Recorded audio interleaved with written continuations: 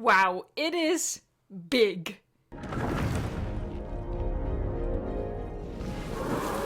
The Quetzalcoatlus is one of the largest flying reptiles of all time. The towering species lives up to the Aztec god that inspired its name. A gargantuan feathered reptile that dominates the skies. Frontier released the species field guide for the Quetzalcoatlus, the largest flying reptile that is coming into our game. And when I say large, I do mean freaking large. Oh my god. Someone on Reddit by the username Mechaboy posted a very handy size comparison, putting the Quetzalcoatlus, who we see by the fish feeder in the species field guides. They compare that to a picture they have of a Camarasaurus standing right by a fish feeder, and just by the dimensions of the fish feeder they can make that comparison, and oh my god, it is so big and I absolutely love it. It's not as big as it is in the movie. A lot of people still really underestimate the size of the plane in the movie. It's a really big plane. So it's not as big as it is in the movie, but honestly, they couldn't go that big because they are constrained by the size of the aviaries. We're still dealing with the same aviaries, which we can technically make as wide and as expansive as we want, but not as tall as we want. So if they had gone for the movie size, it would have been ridiculous, I think. I wanna go through this species field guide very quickly, just off the cuff, giving my opinion on some stuff, because I do have some opinions on some stuff. I mean, when don't I, honestly? So we have the Quetzalcoatlus swooping in. We see it in the aviary, and we already have like the trees of the new Biosyn Valley biome in the aviary as well, looking really, really good. I'm so excited about the biome, honestly. And when it lands right next to a Sierradactylus, which is already in the game, one of our, let's say, regularly sized flying reptiles, and that just gives us the first real size comparison. Of course, as I said on Reddit, they did the mostest with that other comparison picture. But this is like the wow shot of the trailer for me, seeing it in comparison to the Sierradactylus. Sierradactylus isn't the biggest flying reptile that we have in the game currently, but you know, it's more comparable to the other ones, and oh my god, the Quetzalcoatlus absolutely dwarfs it, as it should, obviously. But it's just really exciting to see the size difference there, and it's just gonna lend quite the epicness to the aviary. I also see there's like another Sierradactylus in the back. Obviously, they're getting spooked by the Quetzalcoatlus. It is interesting that they're housed with the Sierradactylus. Like, I wouldn't expect these two species to coexist peacefully, but that's also something, like a point of contention that we should bring up. Oh, no, first we have another point of contention. Let's just go through this chronologically. We see the Quetzalcoatlus in the next frame. One of them is about to have a sip, while the other one is having a snooze. And look, I love a good sitting animation. We have the Carnotaurus, which is like S-tier sitting animation, and I love this one too. I think it's very adorable. It doesn't physically work like that. I mean, I'm not a paleontologist. In fact, I know very little about anything in the world, past, present, future, but I'm pretty sure it doesn't work like that.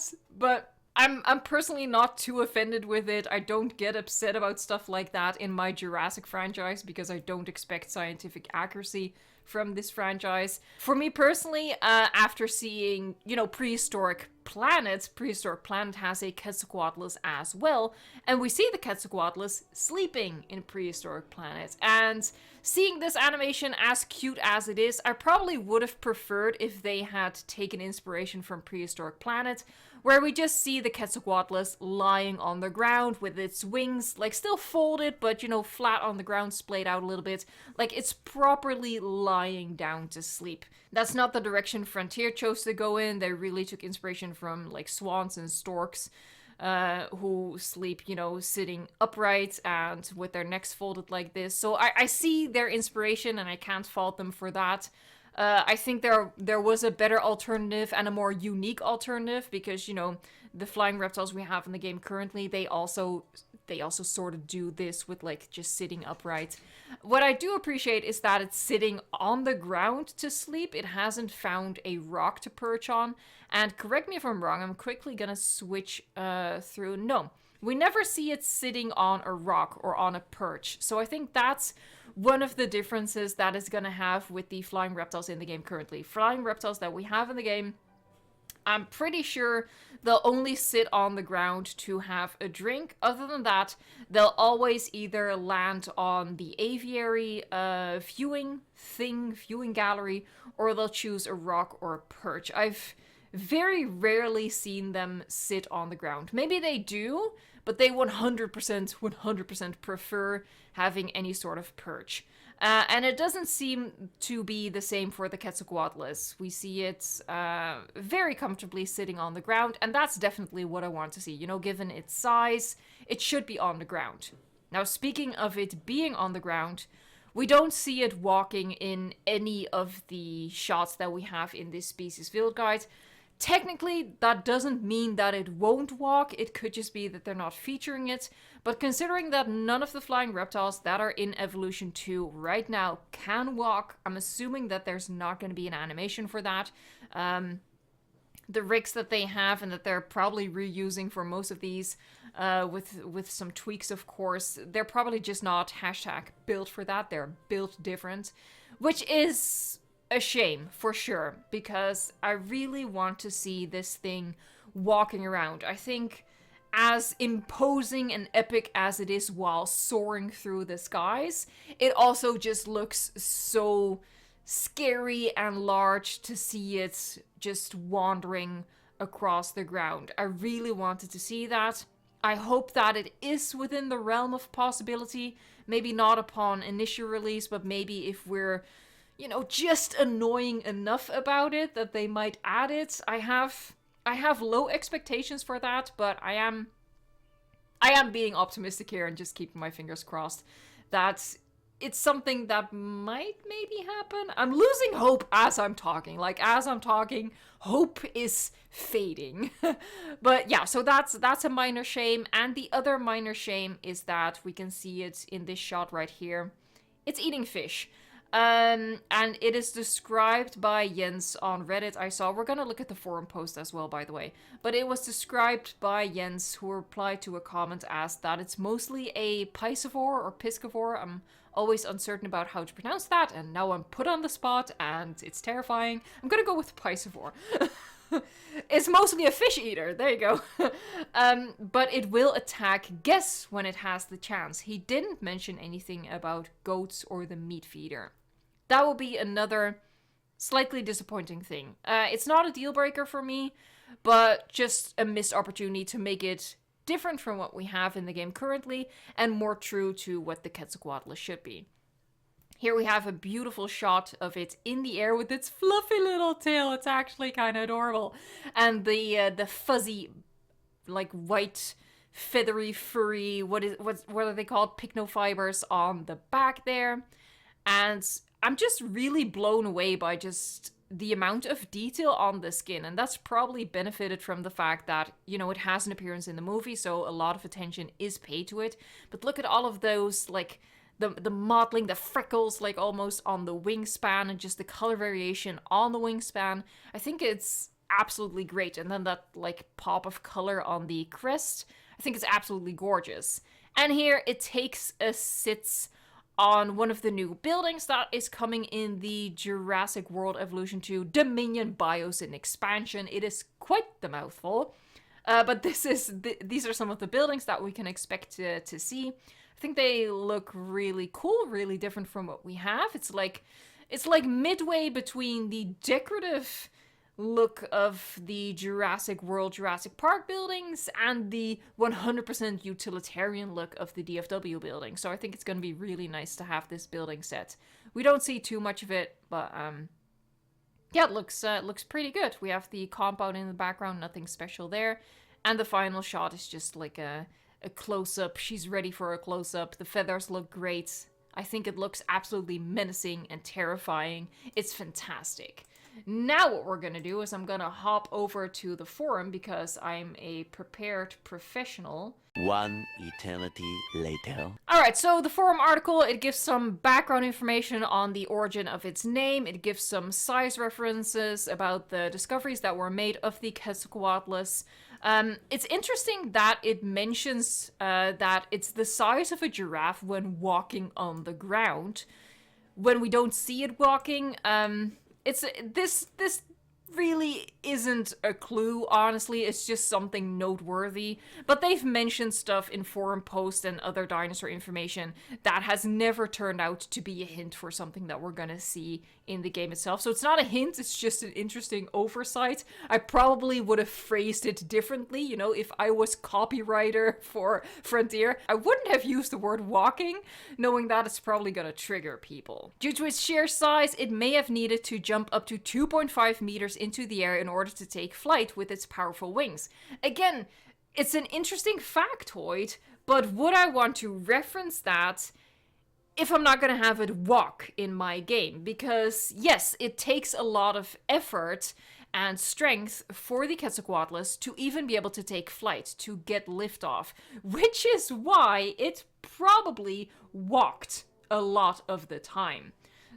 So again, it's just a poor reference. I'm kind of roasting them right now. That's not nice. They've delivered some really great work, I think. And besides, I don't even know for sure yet that it's not gonna walk. Would be a very nice surprise. Once it's in the air, it's believed it flew similarly to modern condors or vultures, climbing on warm currents and using their massive wings to glide in the air rather than actively beating their wings to fly and maintain height. In Jurassic World Evolution 2, Quetzalcoatlus will be housed in aviaries alongside other flying reptiles.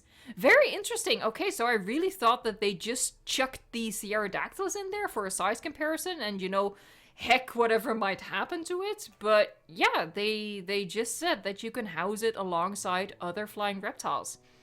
That is for me probably the biggest disappointment. I really wanted to just be like, you know, murdering things. Given their size, you'll need several aviary buildings to meet their spatial requirements, but they can get along with other flying reptiles they share a territory with. Yeah, so not as bloodthirsty as I would have hoped. Whilst generally peaceful, they won't hesitate to break out if they get uncomfortable in the area. Make sure they have enough open space, some sandy and rocky ground underneath their feet, and enough food and water, and they shouldn't give you too much trouble. Honestly, you know, I've seen Dominion, but we've seen this in the trailer. If you've seen the trailer, you know it's very much not peaceful. It attacks a freaking airplane. So this is very interesting characterization. It's very different from its movie counterpart. So that's strange. And again, I can't deny it's a little bit disappointing. I want this thing to kill everything in its aviary. I want it to be a menace. I want it to escape. I want it to have an animation where it attacks a flying helicopter. Doesn't really seem to be hinting at any of that. Their diet will consist of fish, but escaped Quetzalcoatlus may also try to eat unsuspecting smaller dinosaurs. That's good news. Or maybe a guest or two. Okay, so thankfully it will hunt our small dinosaurs. Frankly though, I would have preferred if this also hinted at fighting bigger dinosaurs. I mean, if a Quetzalcoatlus lands on the ground standing tall as a giraffe, I really want them to be able to, like, peck at some of the bigger dinosaurs as well. Maybe not necessarily win, because obviously, you know, they're built for flight, they're quite fragile in that sense. But, you know, I want them to be able to pick on more dinosaurs than just, like, the Homalocephali, which, oh my god, there's so many Homalocephali are gonna be sacrificed when this when this flying reptile releases into our parks. Oh my god, may they all rest in peace. It's wise to keep a capture team ready in case there's a breakout. You may also see them You may also see them perching on top of buildings if they get tired from all that flying. You know what they also do when they get tired from all that flying? They walk.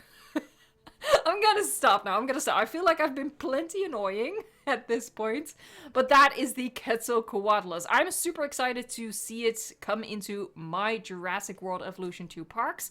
I was very surprised to see the Quetzalcoatlus. I was expecting the species field guide for today to be Therizinosaurus. But but it's not. So yeah, pleasant surprise. That's all I have to say about it. I'm sure you have a lot to say about it, so say it in the comments down below. If you enjoyed this video and you're excited about the Quetzalcoatlus, give this video a like. And if you want to see more, then subscribe. Thank you so much for watching, liking, subscribing, and until next time, enjoy the game.